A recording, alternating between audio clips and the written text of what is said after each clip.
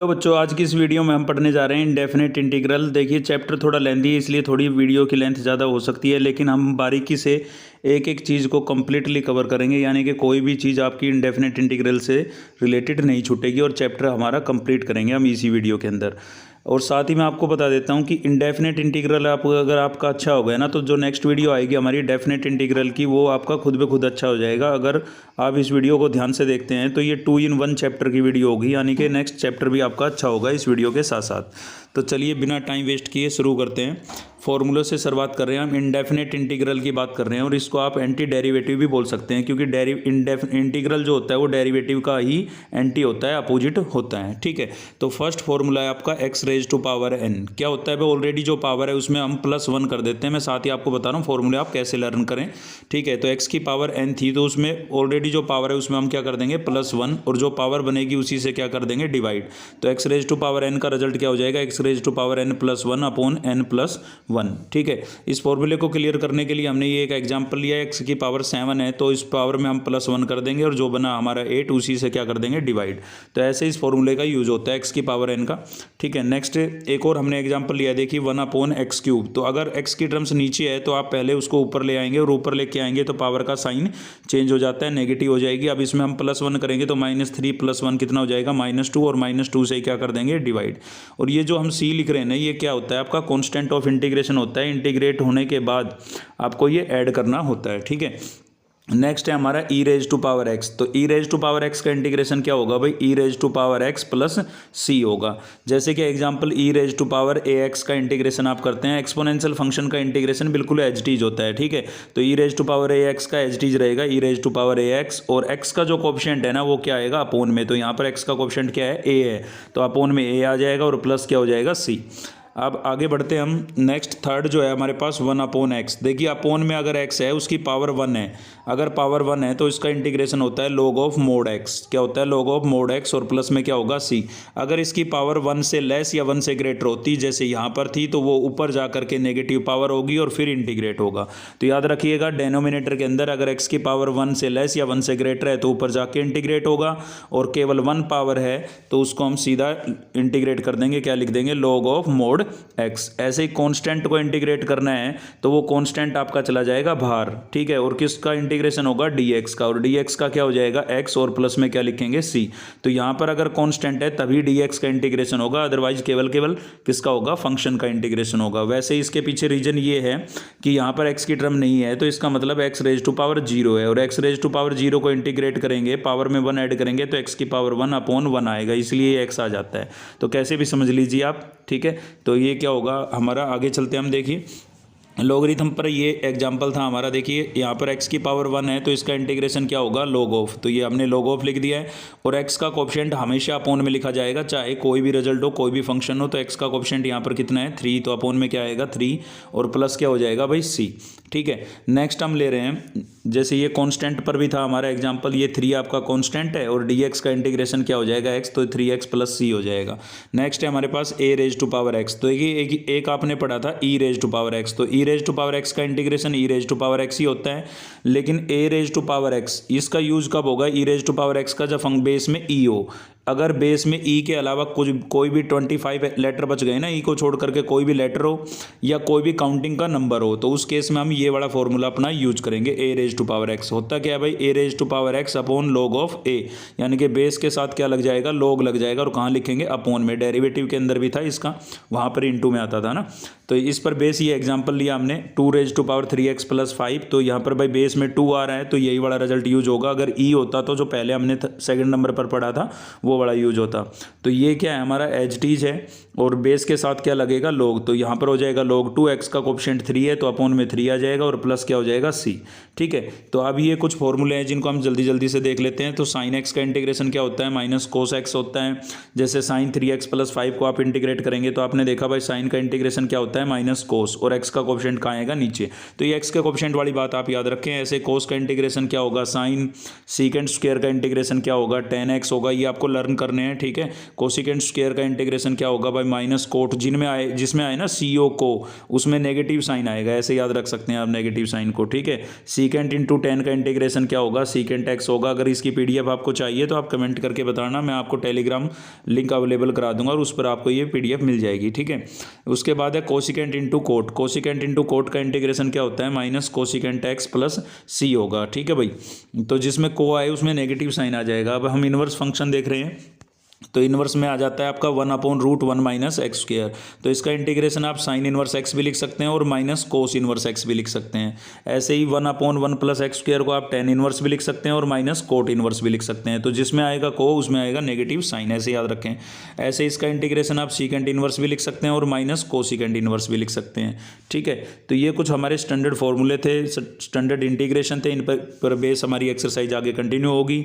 अब देखिए इंटीग्रेशन में एक ट्रिक मैं आपको बताता हूँ कि जब भी आपको होल क्यूब नजर आए, होल स्क्वायर नजर आए, इनटू में टर्म्स नजर आए या डिवाइड में अपोन में हो, तो आपको क्या करना है, देखिए होल स्क्वायर है तो ओपन करना है, होल क्यूब है तो भी ओपन करना है, इनटू में है तो मल्टीप्लाई कर देना है, और अपोन में लिखा हुआ है तो डिवाइड कर देना है। ये सब करने से क्या होता है कि फंक्शन छोटे छोटे पार्ट्स में डिवाइड हो जाता है और सभी को हम अलग अलग इंटीग्रेट कर सकते हैं। कहने का मतलब हर टर्म्स के बीच में प्लस या माइनस का साइन हो, सभी टर्म्स अलग अलग हो जाए। जैसे यहाँ पर आपने देखा कि a + b का होल क्यूब था, इसको हमने ओपन किया तो ये अलग अलग पार्ट्स में बट गई ना, तो इनको हम अलग अलग इंटीग्रेट अब कर सकते हैं, ठीक है। तो ये चीज़ आप ध्यान रखें। इसी पर बेस मैंने एक एग्जांपल लिया है, √x + 1/√x का होल क्यूब है। तो यहाँ पर ये वाली आइडेंटिटी जैसे ही हम लगाएंगे तो ये रिजल्ट हमारे सामने आएगा। अब इसमें जो भी कैंसिल वैंसिल हो रहा था वो मैंने कैंसिल कर दिया और बाकी फाइनल जो आपके पास ये बचा है, अब इसको हम अलग अलग इंटीग्रेट कर सकते हैं सभी को। तो इसको इंटीग्रेट करेंगे, पावर में 1 ऐड होगा, 3/2 + 1 करेंगे तो 5/2 हो जाएगा, और अपोन में भी क्या लिख देंगे 5/2, ये हो गया। ऐसे इसकी पावर में +1 करेंगे तो माइनस का 3/2 है, प्लस का 1 तो माइनस का 1/2 बचेगा, इसलिए यहाँ पर पावर में -1/2 है, और जो पावर में होगा वही अपोन में लिखना है। यहाँ पर भी 3 आपका कांस्टेंट एज इट इज रहेगा और x की पावर में कितना है 1/2, तो इसमें +1 करेंगे तो 3/2 हो जाएगा, अपोन में भी क्या आ जाएगा 3/2। सेम इसमें +1 करेंगे तो माइनस का 1/2 है, +1 हम करेंगे तो प्लस का हाफ, अपोन में भी हाफ आ जाएगा और प्लस क्या हो जाएगा C, ठीक है। अगर आपने अब तक कुछ भी नहीं पढ़ा है तो मैंने एक सिलेक्टेड सिलेबस की, यानी कि जिससे क्वेश्चन बनता ही बनता है और बहुत ईजी मेथड से एक वीडियो बनाई है जो पासिंग मार्क्स आपको दिला सकती है। तो उसको वो आपको प्लेलिस्ट में मिल जाएगी चैनल की में, उसको देख करके भी आप पासिंग मार्क्स ले सकते हैं खाली, अगर आप ज़्यादा नहीं करना चाहते हैं तो, ठीक है। चलिए आगे बढ़ते हैं। अगला कॉन्सेप्ट है हमारा कि भाई कोई भी फंक्शन अगर आपके पास इस टाइप से फंक्शन मिलता है फ्रैक्शन के अंदर P/Q की फॉर्म में, जिसके अंदर न्यूमिनेटर की डिग्री ग्रेटर हो या इक्वल हो डेनोमिनेटर से। न्यूमिनेटर की डिग्री अगर डेनोमिनेटर की डिग्री से ग्रेटर या इक्वल होगी तो आपको क्या करना है, डिवाइड करना है। तो यहाँ पर आप देख सकते हैं x की पावर कितनी है 3 और यहाँ पर x की पावर कितनी है 1, तो न्यूमिनेटर की पावर डेनोमिनेटर की पावर से ग्रेटर है तो हम क्या करेंगे डिवाइड। तो ये डिवाइड तो आपको आता है, आप कर सकते हैं डिवाइड। तो जैसे ही आप डिवाइड करेंगे तो डिवाइड करने के बाद लिखना कैसे है, देखिए यहाँ पर ये कोशेंट था, ये लिखा हमने, ठीक है। फिर यहाँ पर जो रिमाइंडर बचा था आपका 1 वो आपको ऊपर लिखना है, और डिवाइड आप किससे कर रहे थे x + 1 से, वो यहाँ नीचे लिखना है। तो लिखने का तरीका समझे आप। अब हमने क्या किया है, इस फंक्शन को इन पार्ट्स में अलग अलग तोड़ ब्रेक कर दिया। अब इनको हम इंटीग्रेट कर सकते हैं। तो x² का इंटीग्रेशन क्या होगा, x की पावर 3/3 पावर में +1 करके, सेम यहाँ पर x का इंटीग्रेशन क्या होगा, x²/2 1 का, यानी कि कांस्टेंट का, और कांस्टेंट के साथ dx का होता है, dx का क्या होगा x, यहाँ पर x की पावर 1 है तो इसका इंटीग्रेशन क्या होगा log mod x और प्लस c। तो ऐसे आप इंटीग्रेट कर सकते हैं। अब चल रहे हैं हम ट्रिग्नोमेट्रिक फंक्शनों की हायर पावर पर। तो भाई हम साइन स्क्वायर का इंटीग्रेशन देख रहे हैं। देखिए जब भी आप याद रखिएगा, ये चीज़ें आगे यूज होंगी। अब साइन स्क्वायर को जब भी आपको इंटीग्रेट करना हो तो आप साइन स्क्वायर को क्या लिखेंगे, 1 - कोस एंगल का डबल डिवाइडेड बाई 2, ठीक है। 1 - कोस, और यहाँ जो एंगल होगा ना, ये अभी x था तो देखो मैंने क्या लिखा है 2x, और अपोन में क्या लिखेंगे 2। अब ये रिजल्ट बना कहाँ से है आपका, यहाँ से बना है 1 - कोस 2a = 2 साइन स्क्वायर a। ये 2 मल्टीप्लाई में हो रहा था, इधर आके क्या हो गया, डिवाइड हो गया, तब ये रिजल्ट आपका बना है, ठीक है। तो जब भी साइन स्क्वायर को इंटीग्रेट करना हो आप यही लिखेंगे। यहाँ से ये 1/2 कांस्टेंट था, बाहर चला गया, और यहाँ पर बचा है 1 - कोस 2x। अब 1 का इंटीग्रेशन मतलब dx का, और dx का क्या हो जाएगा x, और कोस 2x का इंटीग्रेशन, कोस का क्या होता है माइनस तो बीच में ही था, कोस का क्या हो जाएगा sin 2x, और x का जो कोएफिशिएंट है वो हमेशा अपोन में आएगा। यहाँ x के साथ कितना था 2, तो अपोन में क्या लिखेंगे 2, और प्लस क्या हो जाएगा c। तो जब भी साइन स्क्वायर को इंटीग्रेट करना है हमेशा क्या लिखेंगे, 1 - कोस एंगल का डबल डिवाइडेड बाई 2, ठीक है। ऐसे ही कोस स्क्वायर को भी आप कर सकते हैं। कोस स्क्वायर में क्या हो जाएगा, बस साइन स्क्वायर हो गया, कोस स्क्वायर में क्या हो जाएगा, ये वाला रिजल्ट यूज हो जाएगा। यानी कि अगर कोस स्क्वायर को इंटीग्रेट करना हो तो आप लिखेंगे 1 प्लस कोस एंगल का डबल डिवाइडेड बाय 2, साइन में माइनस और कोस में प्लस, बाकी बिल्कुल एज इट इज रहेगा इसकी तरह ही। ठीक है, अब हम बात कर रहे हैं टेन स्क्वायर की। तो जैसे टेन स्क्वायर को करेंगे वैसे ही कोट स्क्वायर को करेंगे। तो टेन स्क्वायर को हम क्या लिखेंगे भाई, टेन स्क्वायर को लिखेंगे हम सीकेंड स्क्वायर माइनस 1। ऐसा क्यों किया, क्योंकि सीकेंड स्क्वायर का रिजल्ट होता है, फॉर्मूला होता है जो हमने पिछले पेज में अभी देखा था। तो फॉर्मूले आपको लर्न है तो कोई बड़ी बात नहीं है। टेन स्क्वायर को आप क्या लिखेंगे, सीकेंड स्क्वायर माइनस 1, और सीकेंड स्क्वायर का इंटीग्रेशन क्या हो जाएगा भाई, सॉरी 10x हो जाएगा, और 1 का क्या हो जाएगा, x हो जाएगा, और प्लस में क्या लिखेंगे c। तो याद रखिएगा टेन स्क्वायर को जब भी इंटीग्रेट करना हो तो क्या लिखेंगे, सीकेंड स्क्वायर माइनस 1, और सेपरेट इंटीग्रेट कर देंगे। ऐसे ही कोट स्क्वायर को इंटीग्रेट करना है तो क्या लिखेंगे, कोसेकेंड स्क्वायर माइनस 1 लिखेंगे और सेपरेट इंटीग्रेट कर देंगे। ये तो हो गई 2 पावर की बात। ठीक है, 4 फंक्शन की कर ली हमने। सीकेंड स्क्वायर का सीधा होता है, कोसेकेंड स्क्वायर का सीधा होता है। तो 2 पावर में तो हमारी बात 6 के 6 ट्रिग्नोमेट्रिक फंक्शनों के लिए हो गई। अब बात करते हैं 3 पावर में। जैसे साइन क्यूब को इंटीग्रेट करना है तो साइन क्यूब को आप लिखेंगे 3 sine X minus sine 3x divided by 4। ये कहाँ से बना भाई, साइन 3a के फॉर्मूले से। साइन 3a का फॉर्मूला क्या होता है, 3 sine a minus 4 sine cube a. तो यहाँ से ये साइन क्यूब को मैंने कैलकुलेट किया है, पहले मैं इसको इधर लेके गया हूँ, फिर ये 4 मल्टीप्लाई हो रहा था, इधर आके डिवाइड हो गया, तो यहाँ से ये रिजल्ट बना। अगर आपको ये फॉर्मूला याद है, ठीक है, ये लर्न है, तो यहाँ से आप साइन क्यूब को कैलकुलेट कर लेंगे, इसको आपको लर्न करने की ज़रूरत नहीं है। उसके बाद तो ये सीधा इंटीग्रेट हो ही जाएगा। तो यहाँ से 4 जो है वो कांस्टेंट था, बाहर चला जाएगा, 3 एज इट इज रहेगा, साइन का क्या हो जाएगा, माइनस कोस। ठीक है, साइन का इंटीग्रेशन माइनस कोस, यहाँ पर भी साइन का माइनस कोस होगा, तो माइनस माइनस क्या हो गया, प्लस, और एक्स का कोएफिशिएंट नीचे आएगा, जो एक्स का कोएफिशिएंट कितना है 3, तो आपको 3 अपॉन में आ जाएगा। ठीक है, सेम ऐसे ही आपको कोस क्यूब को इंटीग्रेट करना है। अब चलते हैं हम 4 पावर पर। ठीक है, बाकी ये 3 पावर बाकी ट्रिग्नोमेट्रिक फंक्शनों की सब्स्टिट्यूशन मेथड से होगी, जो आगे हम डिस्कस करेंगे। साइन की पावर 4 को इंटीग्रेट करना है तो जब भी 4 पावर आए 2 में ब्रेक कर लेंगे। आप 2 अंदर लिखेंगे और 2 होल पावर में। अब देखिए अंदर जो है वो साइन स्क्वायर है, और साइन स्क्वायर को मैंने अभी आपको बताया था, जब भी साइन स्क्वायर आए तो आप क्या लिखेंगे, 1 माइनस कोस एंगल का डबल डिवाइडेड बाई 2, और होल पावर कितनी थी, 2। अब क्या करेंगे, ये होल पावर जो 2 आ रही ना, ये नीचे तो 2 का स्क्वायर 4 कांस्टेंट करके बाहर निकाल दिया। अब ये होल पावर जो 2 आ रही है इसको करेंगे हम ओपन। मैंने आपको बताया था होल स्क्वायर होल क्यूब जब भी आए तो ओपन करना है। तो होल स्क्वायर आया, ओपन कर दिया, a square plus b square minus 2ab की आइडेंटिटी से। ऐसा करने से यहाँ पर फिर से कोस स्क्वायर आ गया। अब कोस स्क्वायर को मैंने क्या बोला था, 1 प्लस कोस एंगल का डबल डिवाइडेड बाई 2 लिख देना। तो ये लिख दिया हमने। ठीक है, अब यहाँ से हम क्या कर रहे हैं भाई, देखिए इस 1 के अपोन में इस 2 को लिखेंगे तो 1/2 और प्लस 1 है, तो ये सीधा मैंने 3/2 लिख दिया। और कोस 4x के नीचे भी ये 2 रहेगा, तो ये 1/2 ये कांस्टेंट था, बाहर निकाल दिया। ठीक है, अब हम इसको इंटीग्रेट कर रहे हैं तो देखिए 3/2 कांस्टेंट था, ये तो एज इट इज है, बाकी इसके साथ dx का इंटीग्रेशन होगा वो x हो गया। ये 2 आपने कोस 4x के नीचे भी लिखा था, तो ये 1/2 तो एज इट इज है, और कोस का इंटीग्रेशन क्या हो गया, साइन 4x, x का कोएफिशिएंट 4 है तो अपोन में 4, और cos 2x का इंटीग्रेशन क्या हो जाएगा, sin 2x, अपोन में 2 आएगा, यहाँ इंटू में ये वाला 2 था, तो ये 2 से 2 कैंसिल करके लिख दिया हमने। ठीक है, और प्लस में क्या हो गया, c। अब हम चल रहे हैं इंटीग्रेशन बाय सब्स्टिट्यूशन मेथड पर। बहुत इंपॉर्टेंट है, यहाँ से अक्सर क्वेश्चन बनता है। तो देखिए कब आपको सब्स्टिट्यूशन मेथड यूज करना है, मेन बात तो यह है कि कब आपको सब्स्टिट्यूशन मेथड यूज करना है, जब यहाँ पर कोई भी फंक्शन आपको गिवन है और उसका डेरिवेटिव आपको उसके साथ मिल जाता है। किसी भी चीज़ का डेरिवेटिव आपको अगर मिल रहा है, डेरिवेटिव के फॉर्मूले आपके अच्छे होने चाहिए। ठीक है, डेरिवेटिव अगर आपको मिल जाता है तो उस केस में हम सब्स्टिट्यूशन मेथड का यूज करते हैं। तो इस चीज़ को हम टी पुट करेंगे और डेरिवेटिव करके इसकी वैल्यू कैलकुलेट करेंगे। जैसे कि एग्जाम्पल यहाँ पर आप देख सकते हैं कि भाई क्या किया हमने, देखिए f(x) को हमने t पुट कर दिया है। ठीक है, अब हमने इसका डेरिवेटिव किया तो f(x) का डेरिवेटिव तो f' हो जाएगा, और t का डेरिवेटिव क्या हो जाएगा, dt/dx। ठीक है, यहाँ तक की बात क्लियर है। अब देखिए ये dx जो है यहाँ पर हो रहा है डिवाइड, तो ये दूसरी साइड इधर आएगा तो क्या हो गया, मल्टीप्लाई।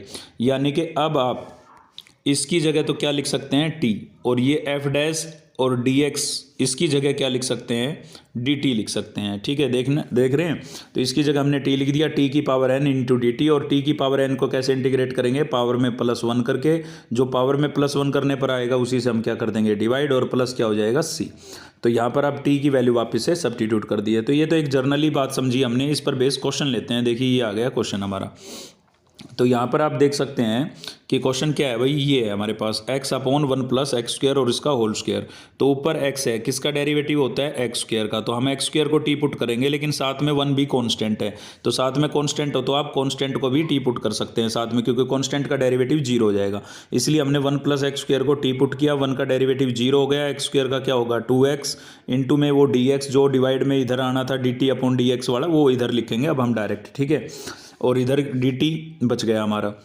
अब देखिए हमारे पास तो यहाँ था x इंटू डी एक्स, तो x इंटू डी एक्स की वैल्यू निकालने के लिए हमने 2 को इधर भेज दिया है, तो 2 इधर आएगा, 1/2 dt हो गया। अब इसमें वैल्यू सब्स्टिट्यूट करेंगे तो ये तो आपका हो गया यहाँ पर, ये तो क्या हो गया 1/2 dt, 1/2 कॉन्स्टेंट था बाहर और dt ये लिखा हुआ है। और इस चीज़ को हमने टी पुट किया था, तो इसकी जगह टी लिखेंगे, इसकी होल पावर 2 है तो क्या आ जाएगा टी स्क्वायर। सेम वही बात, वेरिएबल की पावर अगर डेनोमिनेटर में 1 है तो होगा लॉग ऑफ, और 1 से लेस या 1 से ग्रेटर है तो ऊपर जाके इंटीग्रेट होगा। तो टी स्क्वायर को आप लिखेंगे टी रेज टू पावर -2, और इसमें +1 करेंगे और इसी चीज़ से क्या करेंगे डिवाइड। तो ये बचेगा टी की पावर -1 अपॉन -1 और प्लस सी, पावर नेगेटिव है नीचे जाएगी पॉजिटिव होगी, और टी की वैल्यू वापस से सब्स्टिट्यूट कर देंगे। तो ये था आपका सब्स्टिट्यूशन मेथड। इस पर बेस एक क्वेश्चन और भी लिया हमने। यहाँ पर आप देख सकते हैं 1/x आपको दिख रहा है, 1/x किसका डेरिवेटिव होता है log x का, साथ में 1 कांस्टेंट है, तो इस पूरे को हमने 1 प्लस log x को क्या पुट कर दिया t, डेरिवेटिव करेंगे 1 का 0, log x का 1/x इंटू डी एक्स और इक्वल्स टू क्या आ जाएगा dt। ठीक है, तो इस चीज़ को हमने dt लिख दिया है, इसको पूरे को क्या लिख दिया है dt, और इसकी जगह लिखेंगे t। तो ऊपर का हो गया dt अपॉन में क्या हो गया टी स्क्वायर, सेम वही बात, टी की पावर 1 होती तो लॉग ऑफ होता, 1 से ज़्यादा है तो ऊपर जा करके इंटीग्रेट होगा। तो इसको हम लिखेंगे T raise to power -1 upon -1, और पावर नेगेटिव है टी की तो वापस नीचे लेके पॉजिटिव, टी की वैल्यू सब्स्टिट्यूट, जो पिछले क्वेश्चन में अभी हमने डिस्कस की थी। ठीक है, एक और भी एग्जाम्पल हमने लिया 1 + 10² अपॉन 1 + 10x। अब देखिए 1 + 10² को आप क्या लिख सकते हैं, सेकेंड स्क्वायर लिख सकते हैं, और नीचे क्या है 1 + 10x। अब आप देखें ध्यान से कि इसमें ऊपर सेकेंड स्क्वायर है और वो किसका डेरिवेटिव होता है 10 का, तो साथ में 1 कांस्टेंट है, तो इसको हम पुट कर देंगे, 1 + 10x को हमने t पुट कर दिया, 1 का डेरिवेटिव 0, 10 का second square into dx dt हो जाएगा। ठीक है, तो इस चीज़ को हमने क्या लिख दिया है dt, और इसकी जगह लिखेंगे t, तो ये बनेगा dt अपॉन टी, और 1/t का इंटीग्रेशन log t। ठीक है, टी की वैल्यू वापस से सब्स्टिट्यूट कर दी डायरेक्ट मैंने, और प्लस क्या लिख दिया है सी।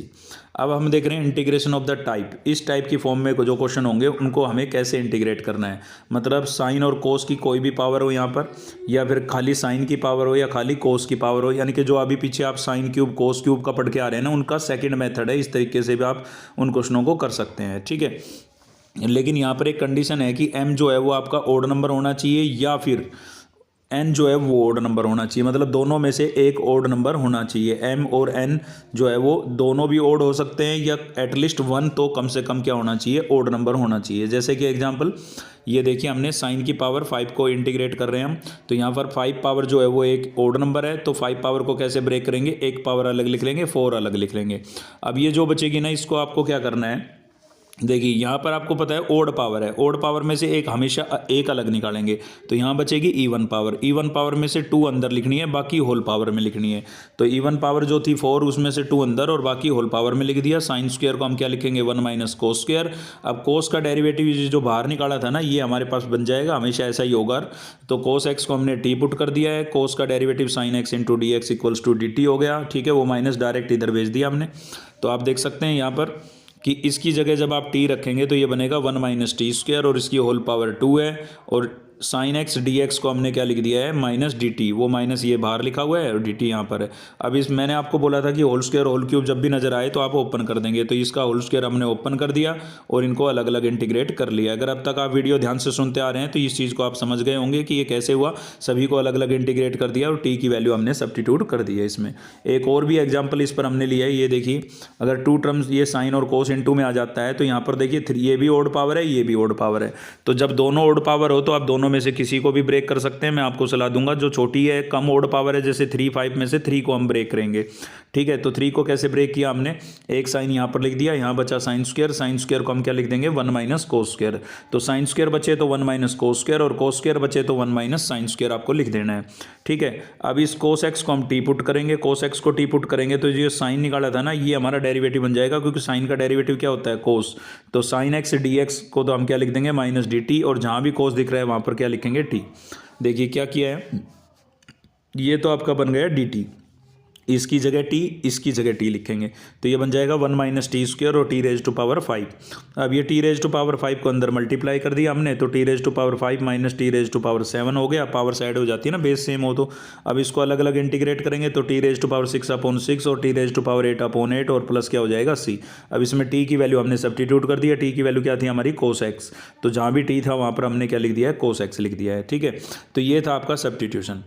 अब यहाँ से 7 स्टैंडर्ड फॉर्म आएगी और इन 7 स्टैंडर्ड फॉर्म पर ही आगे का खेल चलेगा, तो इनको अच्छे से क्लियर करिएगा। ये 3 फॉर्मूले हैं हमारे विदाउट स्क्वायर रूट, तो जब भी बिना स्क्वायर रूट का क्वेश्चन होगा तो इनमें से कोई यूज होगा। तो ये पहला है आपका 1/2a log of x minus a upon x plus a। ठीक है, दूसरा है 1/2a log of a plus x upon a minus x। तो इनको कैसे थोड़ा कंपेयर करके याद करेंगे, देखिए कैसे। यहाँ x माइनस ए है तो ऊपर आएगा x माइनस ए और इसका अपोजिट साइन नीचे आएगा। अगर यहाँ a माइनस एक्स है यानी कि कांस्टेंट पहले है तो याद रखिएगा ऊपर प्लस आएगा और नीचे क्या आएगा माइनस। अगर बीच में प्लस का साइन आ जाता है तो बनेगा 1/a tan inverse x upon a plus c। ठीक है, 3 तो हो गए ये, बाकी अभी ये 4 है रूट के अंदर। तो यहाँ पर देखिए log ऑफ क्या आएगा, log ऑफ x प्लस और इसको सेम लिख रखा है, ये देखिए। ठीक है, ऐसे ही इसमें भी log ऑफ x प्लस और इसको सेम लिख रखा है। ऐसे कंपेयर करके याद करें। अगर कांस्टेंट आगे आ जाए तो होगा sine inverse x upon a plus c। अगर बाहर x दिख रहा है आपको तो वो होगा सेक इनवर्स का रिजल्ट। तो इनको आपको लर्न करना है। इन पर बेस क्वेश्चन हमने ये लिए हैं ताकि ये फॉर्मूले क्लियर हो, क्योंकि इनका आगे यूज होगा। तो dx अपॉन क्या आ गया 32 माइनस एक्स स्क्वायर। तो सबसे पहला काम है आपका एक्स स्क्वायर का कोएफिशिएंट आपको 1 करना है। तो एक्स स्क्वायर के साथ 2 है तो 1/2 हमने कॉमन कर लिया। यहाँ पर बचेगा 32 में से 2 कॉमन गया 16 किसका स्क्वायर होता है 4 का। अब इसके अंदर कौन सा बार फॉर्मूला आपको मैच करता हुआ नजर आ रहा है, ये मैच करता हुआ नजर आ रहा है, तो ये हमने इसमें अप्लाई कर दिया है। समझ गए होंगे आप। ऐसे ही सेम यहाँ पर देखिए सबसे पहला काम है आपका एक्स स्क्वायर का कोएफिशिएंट 1 करना है। तो यहाँ 8 है, 8 हमने कॉमन ले लिया, रूट के अंदर से 8 बाहर आएगा तो 8 पर भी आपको क्या लगाना है स्क्वायर रूट लगाना है। और बाकी जो अंदर बचेगा ये कांस्टेंट, इसका आपको स्क्वायर बनाना है। अगर स्क्वायर नहीं बन रहा है तो रूट लगा करके आप स्क्वायर बना देंगे। अब आप देख रहे हैं ये कांस्टेंट है और ये वेरिएबल, तो इस फॉर्म में तो ये वाला रिजल्ट आपको नजर आ रहा है साइन इनवर्स वाला। तो ये साइन इनवर्स हमने अप्लाई कर दिया है। ठीक है, एक एक चीज़ को बता के चलूंगा तो वीडियो बहुत लेंदी हो जाएगी। अब हमारे पास आ रही है 4 टाइप है। तो यहाँ पर आपको क्वाड्रेटिक दिख रही है, यहाँ पर भी आपको क्वाड्रेटिक दिख रही है। तो रूट के अंदर क्वाड्रेटिक दिखे या बिना रूट के क्वाड्रेटिक दिखे, आपको कंप्लीटिंग स्क्वायर मेथड यूज करना है, जो आपने 10th क्लास में पढ़ा था। नहीं भी पढ़ा था तो हम डिस्कस करेंगे अभी। ठीक है, तो खाली क्वाड्रेटिक दिखे तो आपको कंप्लीटिंग स्क्वायर मेथड लगाना है। अगर क्वाड्रेटिक दिख रही है नीचे और ऊपर दिख रही है लीनियर, ऐसे यहाँ पर नीचे क्वाड्रेटिक और ऊपर लीनियर, तो उसमें हम क्या करेंगे न्यूमिनेटर को यानी कि लीनियर को अकॉर्डिंग टू क्वाड्रेटिक चेंज करेंगे। कैसे चेंज करेंगे वो हम डिस्कस कर रहे हैं आगे इन पर बेस क्वेश्चन ले रहे हैं। देखिए अब इस पर बेस हमने पहली टाइप पर बेस क्वेश्चन लिया है। यहाँ पर स्क्वायर रूट में आपको दिख रहा है x+5 और x+1। तो पहले इनको हमने मल्टीप्लाई किया और ये क्वाड्रेटिक हमारे सामने आई। तो जब भी ऐसे क्वाड्रेटिक आपके सामने आए तो आप कंप्लीटिंग स्क्वायर मेथड लगाएंगे। कंप्लीटिंग स्क्वायर मेथड क्या होता है भाई, सबसे पहले आपको एक्स स्क्वायर का कोएफिशिएंट 1 करना है, यानी कि एक्स स्क्वायर के साथ जो भी कुछ आपको दिख रहा है उसको कॉमन कर लेना है। तो यहाँ तो पहले से ही 1 था। उसके बाद आपको क्या करना है, एक्स के कोएफिशिएंट को 2 से डिवाइड करना है और उसका स्क्वायर करना है। तो 2 से डिवाइड करेंगे 6 को तो 3 आएगा, 3 का स्क्वायर करेंगे 9 आएगा। तो इसके अंदर आपको +9 कर देना है और -9 कर देना है। देखिए हमने कर दिया। अब ये जो प्लस किया है ना, इसको आपको कहाँ लिखना है, एक्स स्क्वायर और एक्स की टर्म्स के बीच में लिखना है, क्योंकि यही आपका होल स्क्वायर बनाएगा।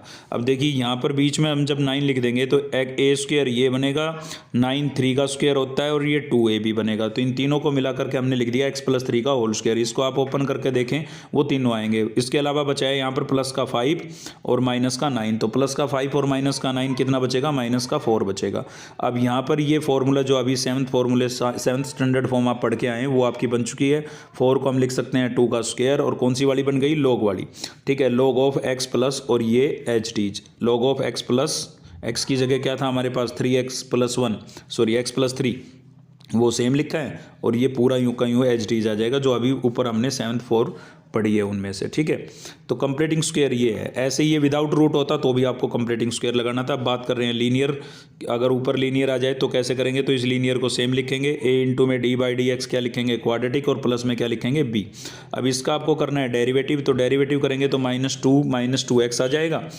अब यहाँ से हमें a b की वैल्यू कैलकुलेट करनी है, तो उसके लिए क्या करना है भाई, कंपेयर करना है कोएफिशिएंट ऑफ एक्स के कोएफिशिएंट कंपेयर करने हैं बोथ साइड। तो यहाँ पर एक्स का कोएफिशिएंट है 3 और यहाँ पर एक्स का कोएफिशिएंट है -2 और बाहर ए भी है, तो क्या आ गया 3 - 2a। अब -2 मल्टीप्लाई हो रहा है, दूसरी तरफ जाएगा डिवाइड होगा, तो a की वैल्यू -3/2 आ जाएगी आपके पास।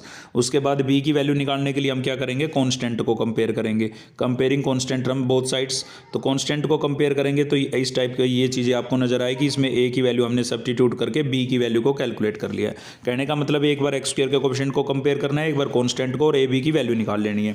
a b की वैल्यू निकाल करके आपको वापस वहीं पर सब्स्टिट्यूट कर देनी है जो आपने इक्वेशन फर्स्ट दी थी। मैं आपको एक बार दिखा देता हूँ इक्वेशन फर्स्ट कहाँ थी। ये देखिए, ये हमने फॉर्म लगाई थी और ये आपकी इक्वेशन फर्स्ट थी डेरिवेटिव होने के बाद। यहाँ पर आपको a और b की वैल्यू वापस सब्स्टिट्यूट कर देनी है। तो बहुत ही समझदारी के साथ आपने क्या किया, अपने लीनियर को, ये हमारी लीनियर थी ऊपर, इसको हमने क्वाड्रेटिक के अकॉर्डिंग चेंज कर लिया है। अब यहाँ पर इसका डेरिवेटिव आपको नजर आएगा। तो इस चीज़ को हम क्या करेंगे, अपने क्वेश्चन में इसकी जगह क्या लिखेंगे, ये लिखेंगे। इसके साथ कोई भी छेड़छानी नहीं करनी है, मतलब माइनस वाइनस कुछ भी कॉमन नहीं करना है आपको, ठीक है। तो ये हमने देखिए न्यूमरेटर में लिख दिया है। इसके बाद हम क्या करेंगे, सेपरेट डिवाइड, इसके अपोन में अलग और ये कांस्टेंट के अपोन में अलग। ये पहले के अपोन में लिखोगे तो इसके ऊपर आपको डेरिवेटिव इसका नज़र आएगा, क्योंकि आप खुद बना के आते हैं। तो इसको आप टी पुट कर देंगे और ये क्या बन जाएगा, dt। और यहाँ पर आपको क्वाड्रेटिक दिख रही है, क्वाड्रेटिक दिख रही है, तो इसमें तो सेम आपको क्या करना है, वही कंप्लीटिंग स्क्वायर मेथड अप्लाई करना है। देखिए ये वाली फॉर्म तो हमने सोल्व की है, यहाँ पर आप देख सकते हैं टी पुट करके, और हमने इंटीग्रेट कर दिया और टी की वैल्यू वापस सब्स्टिट्यूट कर देंगे, ठीक है। लेकिन जो ये वाली फॉर्म बनी है आपकी क्वाड्रेटिक वाली, जो हमने पीछे अभी डिस्कस किया है, तो इसके अंदर वही लगेगा कंप्लीटिंग स्क्वायर मेथड, x² का कोएफिशिएंट 1 और x के कोएफिशिएंट को 2 से डिवाइड वगैरह करके, ठीक है। अब आ गई ये मोस्ट इंपॉर्टेंट चीज, बाई पार्ट्स, ठीक है भाई। तो बाई पार्ट्स के अंदर क्या है, ये एक फॉर्मूला आपको याद रखना है। टू टर्म्स जब भी इनटू में आए, ठीक है, टू टर्म्स जब भी आपको इनटू में दिखाई दे, जिसके अंदर सब्स्टिट्यूशन मेथड वगैरह कुछ भी लगता नजर आए, तो उस केस के में आपको बाई पार्ट्स का यूज करना है, ठीक है। अब बाई पार्ट्स क्या होता है, ध्यान से समझिएगा, बहुत ही इंपॉर्टेंट चीज़ है। तो फर्स्ट टर्म को तो हम रखेंगे एज इट इज, और सेकंड का क्या करेंगे, इंटीग्रेशन, माइनस का साइन लगाएंगे, इंटीग्रेशन का सिंबल, फर्स्ट का डेरिवेटिव और सेकंड का इंटीग्रेशन। ये फॉर्मूला आपको अच्छे से याद कर लेना है। फर्स्ट एज इट इज है, सेकंड का इंटीग्रेशन है, यहाँ पर भी आप देखिए सेकंड का इंटीग्रेशन है, यहाँ भी सेकंड का है, यहाँ भी सेकंड का है, और जो बाहर सेम रखा था ना उसका क्या हो रहा है, डेरिवेटिव। अब यहाँ से ये इस करली ब्रैकेट के अंदर से जो रिजल्ट आएगा उसको फर्दर इंटीग्रेट करेंगे, इसलिए यहाँ पर इंटीग्रेशन का सिंबल और यहाँ dx लिखा है। अब बात ये आती है कि आप फर्स्ट किसी को भी लेट कर लेंगे, नहीं, तो किसके अकॉर्डिंग, आईलेट के अकॉर्डिंग। आईलेट के अकॉर्डिंग हम फर्स्ट और सेकंड फंक्शन का सिलेक्शन करते हैं। E4 होता है एक्सपोनेंशियल फंक्शन, तो और T4 होता है ट्रिग्नोमेट्रिक फंक्शन। साथ साथ डिस्कस कर लेते हैं। देखिए, अगर आपको आई लेट के अकॉर्डिंग फंक्शन जैसे आई दिखाई देता है, आई मतलब इनवर्स फंक्शन है, तो वो आपका फर्स्ट रहेगा, बच गया वो सेकंड रहेगा।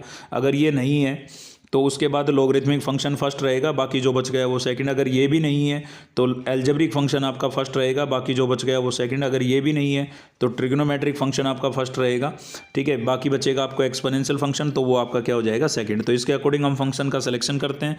अब इस पर बेस एक क्वेश्चन देख रहे हैं, यहाँ पर देख रहे हैं आप एक्स साइन इनवर्स एक्स, तो इसमें इनवर्स फंक्शन आपको दिख रहा है, तो ये आपका फर्स्ट रहेगा, और एक्स जो है वो एल्जेब्रिक फंक्शन है, तो ये कौन सा रहेगा, सेकंड।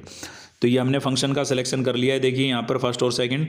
अब देखिए क्या था हमारा बाई पार्ट्स, फर्स्ट को हमें एज टीज रखना है, सेकंड को इंटीग्रेट करना है, करली ब्रैकेट यूज की हमने यहाँ पर। देखिए करली ब्रैकेट के अंदर हमने क्या किया है, जो फर्स्ट सेकंड का यहाँ इंटीग्रेशन हो रहा था वही एज टीज यहाँ हो रहा है, और जो फर्स्ट बाहर एज टीज था उसका क्या हो रहा है, डेरिवेटिव, ठीक है। तो फर्स्ट को एज टीज रखना है, सेकंड का इंटीग्रेशन करना है, यहाँ भी सेकंड का इंटीग्रेशन करना है, और फर्स्ट का क्या करना है, डेरिवेटिव। और करली ब्रैकेट के अंदर इसको बंद करके यहाँ इंटीग्रेशन का सिंबल और यहाँ dx, क्योंकि इसका फर्दर इंटीग्रेशन होगा, ठीक है।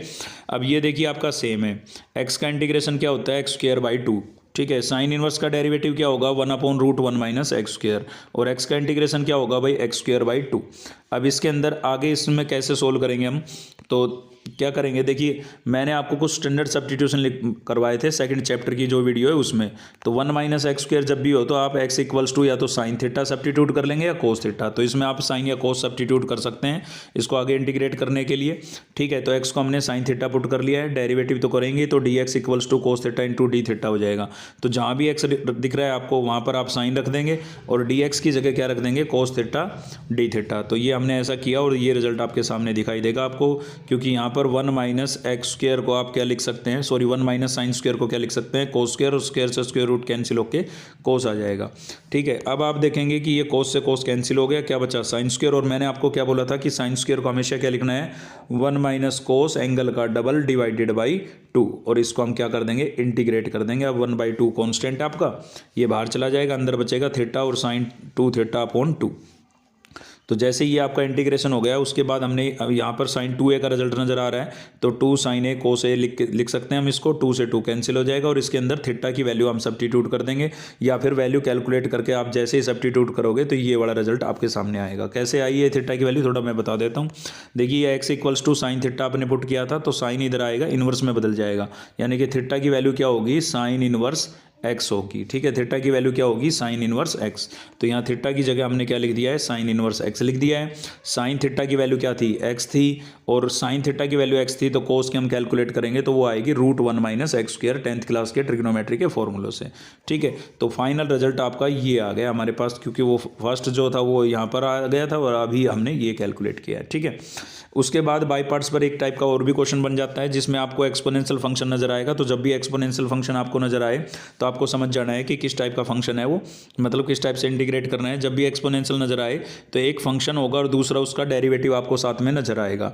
ठीक है, तो आपको क्या करना है, एक्सपोनेंशियल फंक्शन को अंदर मल्टीप्लाई करना है और दोनों को ऐसे अलग अलग लिख देना है। अब जिसमें फंक्शन होगा उसमें आपको क्या अप्लाई करना है, बाई पार्ट्स। तो इसी चीज़ को समझने के लिए हमने एक एग्जाम्पल भी लिया है इस पर। ये एक्सपोनेंशियल फंक्शन आपको दिख रहा है।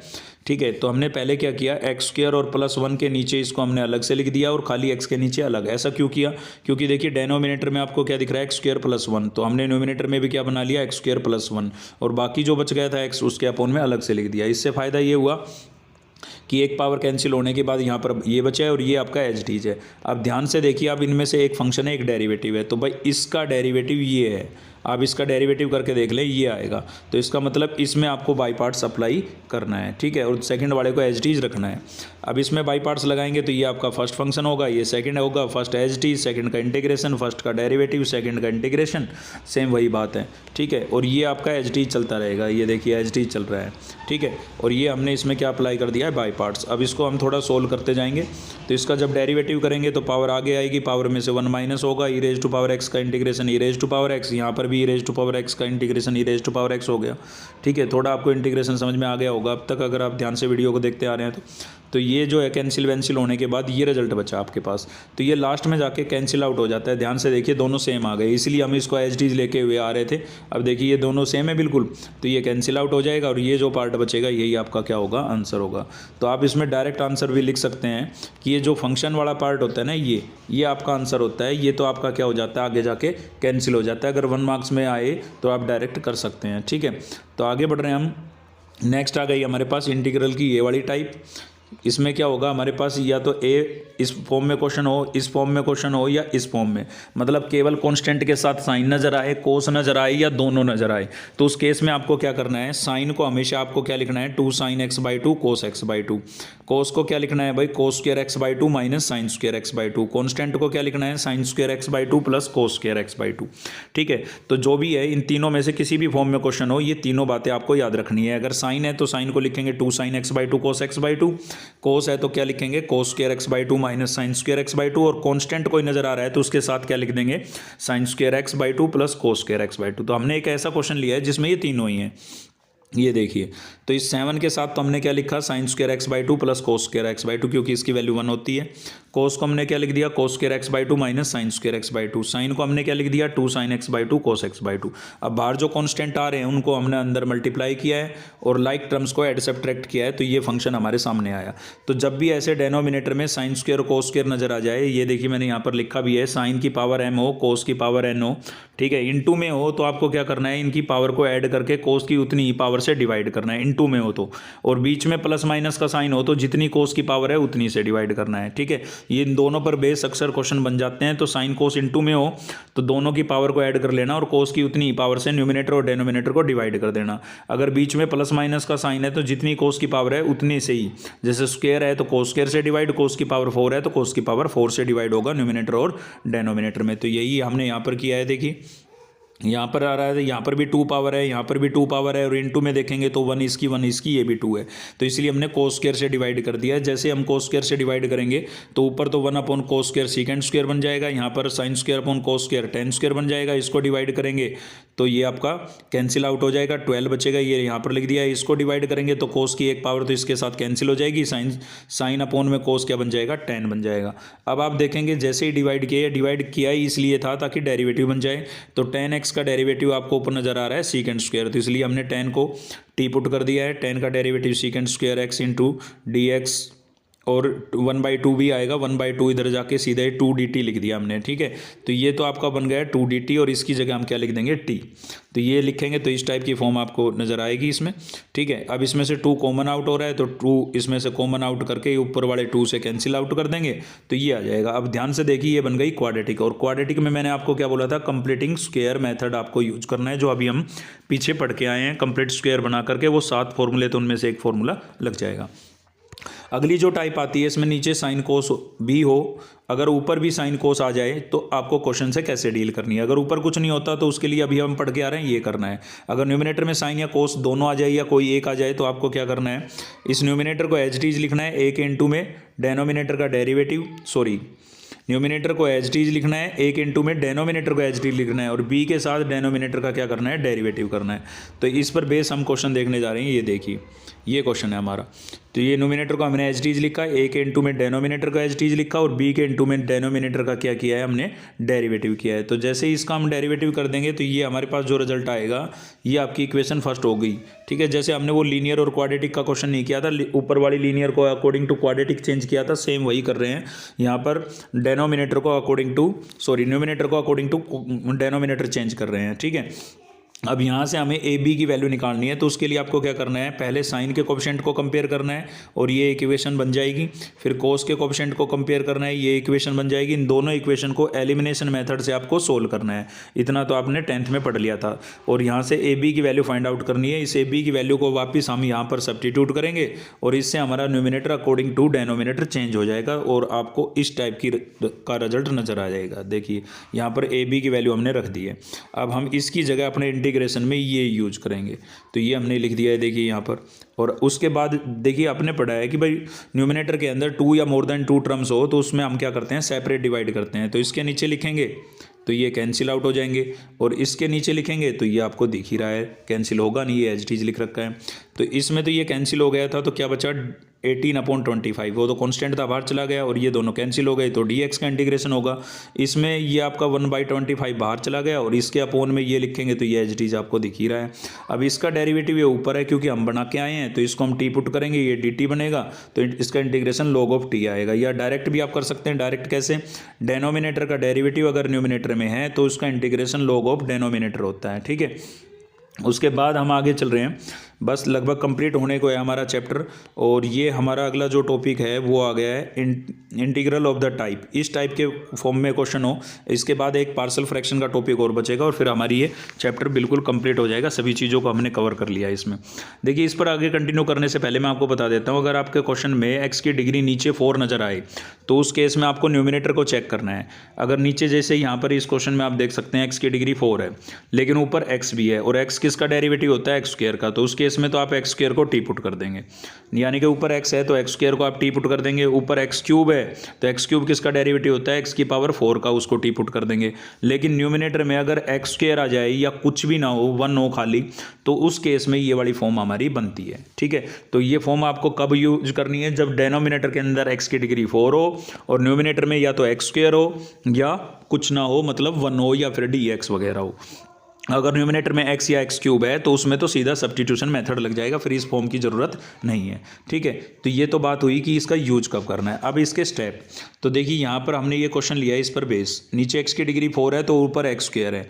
तो आपको क्या करना है, सबसे पहले नीचे x की डिग्री 4 है और इस फॉर्म में को अप्लाई हमें करना है, ये वाली बातें नहीं है तो, ठीक है। तो आपको न्यूमिनेटर में क्या करना है, एक्स स्क्वायर के साथ प्लस या माइनस में कोई कांस्टेंट आपके पास होना चाहिए। तो इस पर बेस हमने क्वेश्चन लिए हैं। पहले एक सिंपल सा क्वेश्चन देखते हैं, ये वाला। इसमें आपको दिख रहा है एक्स स्क्वायर के साथ कांस्टेंट है, मतलब फॉर्मेट पहले से ही तैयार है। तो उसके बाद आपका पहला स्टेप क्या होगा, स्टेप फर्स्ट क्या होगा भाई, आपको क्या करना है, एक्स स्क्वायर से डिवाइड करना है न्यूमिनेटर और डेनोमिनेटर को, ठीक है। तो ये हमने न्यूमिनेटर और डेनोमिनेटर को एक्स स्क्वायर से डिवाइड किया, जैसे ही डिवाइड किया तो ये रिजल्ट आपके पास आएगा इतना, ठीक है। उसके बाद हमें इसको कंप्लीट स्क्वायर बनाना है। क्या बनाना बनाना है, होल स्क्वायर बनाना है। होल स्क्वायर कैसे बनाते हैं, उसके लिए इसमें एक कांस्टेंट आपको ऐड करना होगा। तो यहाँ पर जो भी नंबर हो उसको 2 से मल्टीप्लाई करके देख लेना।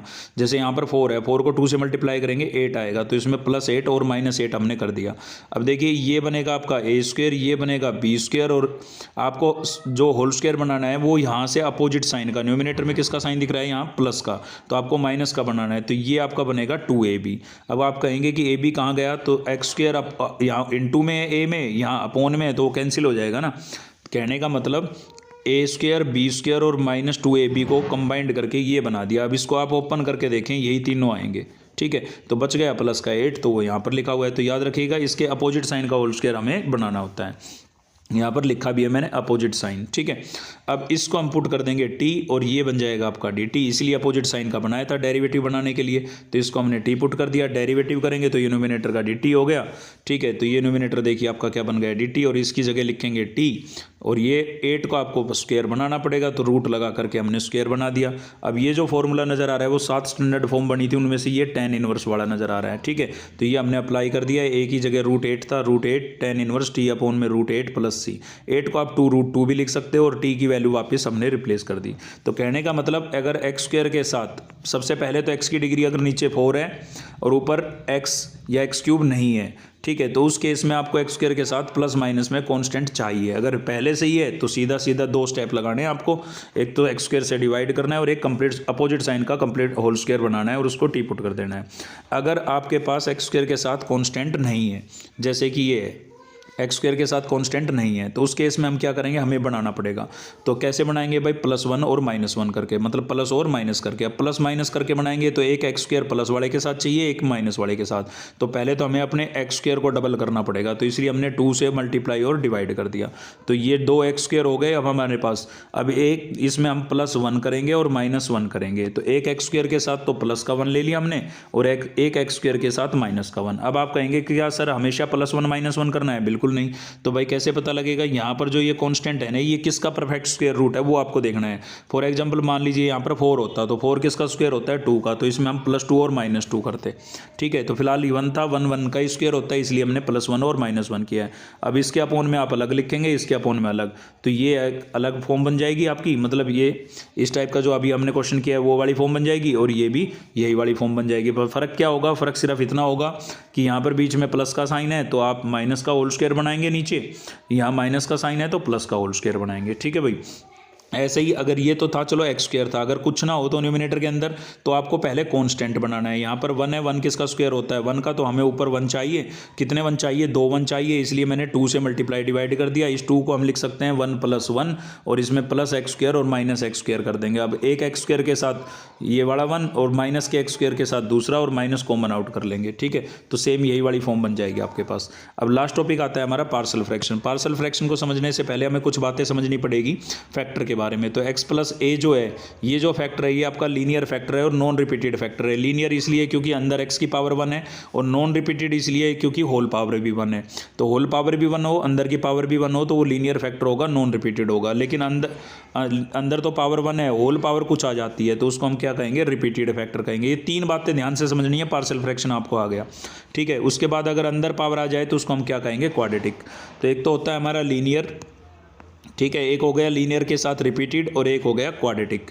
अब इनको लिखने का तरीका समझेंगे, ठीक है। तो लीनियर को कैसे लिखना है, जैसे यहाँ पर आप देख रहे हैं ये दोनों लीनियर फैक्टर है और नॉन रिपीटेड है, तो ए के अपोन में फर्स्ट को लिखेंगे, बी के अपोन में सेकंड को। ये भी हम अपनी तरफ से यूज कर रहे हैं। अगर 3 आ जाते तो ए के अपोन में फर्स्ट, बी के अपोन में सेकंड और सी के अपोन में थर्ड। अगर रिपीटेड आ जाए तो भाई ये तो था नॉन रिपीटेड, लीनियर के साथ नॉन रिपीटेड। अब लीनियर एक ये है, देखिए लीनियर है, नॉन रिपीटेड है, लेकिन ये वाला रिपीटेड है, तो इसको तो हम सेम वैसे लिखेंगे, ए के अपोन में फर्स्ट, लेकिन रिपीटेड को 2 बार में लिखेंगे, मतलब बी के अपोन में इसकी सिंगल पावर लिखेंगे, फिर सी के अपोन में डबल पावर लिखेंगे, ठीक है। अगर मान लीजिए ये पहले होता तो पहले इसको लिखते, ए के अपोन में इसकी सिंगल पावर, बी के अपोन में इसकी डबल पावर, और फिर सी के अपोन में ये आता।